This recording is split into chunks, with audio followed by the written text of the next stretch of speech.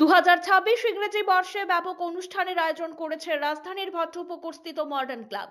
ক্লাবের চারতল বিশিষ্ট গৃহের উদ্বোধনকে কেন্দ্র করে 10 দিন ব্যাপী কর্মসূচি গ্রহণ করা হয়েছে। 18 জানুয়ারি থেকে শুরু করে এই কর্মসূচি চলবে 27 জানুয়ারি পর্যন্ত।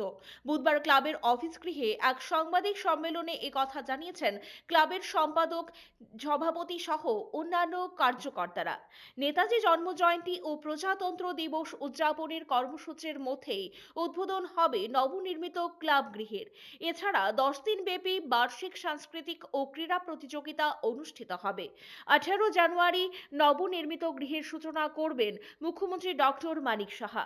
অন্যান্যদের মধ্যে উপস্থিত থাকবেন আগরতলা পুর নিগমের মেয়র দীপক মজুমদার, কর্পোরেটর অভিজিৎ মল্লিক, শম্পা সরকার চৌধুরী প্রমুখ।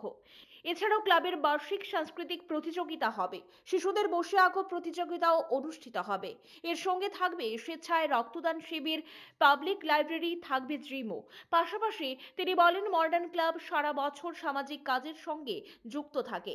স্বচ্ছ ভারত অভিযান, স্বেচ্ছায় রক্তদান শিবির, এলাকার দুস্থ মানুষকে সাহায্য করা ইত্যাদি কাজ করে থাকে। এর পাশাপাশি শীতের সময়ে দুস্থ মানুষের মধ্যে শীত বস্ত্র দান করা হয়ে থাকে। প্রতি বছর ক্লাবের উদ্যোগে মাধ্যমিক, উচ্চ মাধ্যমিকের কৃতী ছাত্রছাত্রীদের পুরস্কার প্রদান করা হয়ে থাকে। এই সব কাজ ধারাবাহিকভাবে চালিয়ে যাচ্ছেন ক্লাবের সদস্যরা। তবে এই ধরনের সামাজিক কাজে সমাজের সব অংশের মানুষ সহযোগিতা করেন বলে জানিয়েছেন ক্লাবের কর্মকর্তারা। বহুদিনের আকাঙ্ক্ষিত মডার্ন ক্লাবের সদস্যদের বহুদিনের আকাঙ্ক্ষিত এই নবনির্মিত চারতলা পাকা দালান বাড়ির শুভ উদ্বোধন, যেখানে একই সাথে ওই দিন উদ্বোধন হবে একটা পাবলিক লাইব্রেরি, যা আমাদের প্রয়াত সদস্য দিলীপ দেবের নামে আমরা রেখেছি, এবং একই সঙ্গে ইনডোর জিম উদ্বোধন হবে, এবং এই 18 তারিখ একই সঙ্গে রক্তদান শিবির এবং ধাবা প্রতিযোগিতা ও বাচ্চাদের মধ্যে বসে আঁকো প্রতিযোগিতা। একই সঙ্গে ওই দিন আমরা আমাদের পৌর নিগমের অন্তর্গত যে দক্ষিণাঞ্চলের যে 16টি পৌর ওয়ার্ড আছে, আমরা ভেবেছি ওই ওয়ার্ডগুলির মধ্যে যে সমস্ত ওয়ার্ড স্বচ্ছ ওয়ার্ড, এরকম 3টি ওয়ার্ডকে আমরা পুরস্কৃত করব।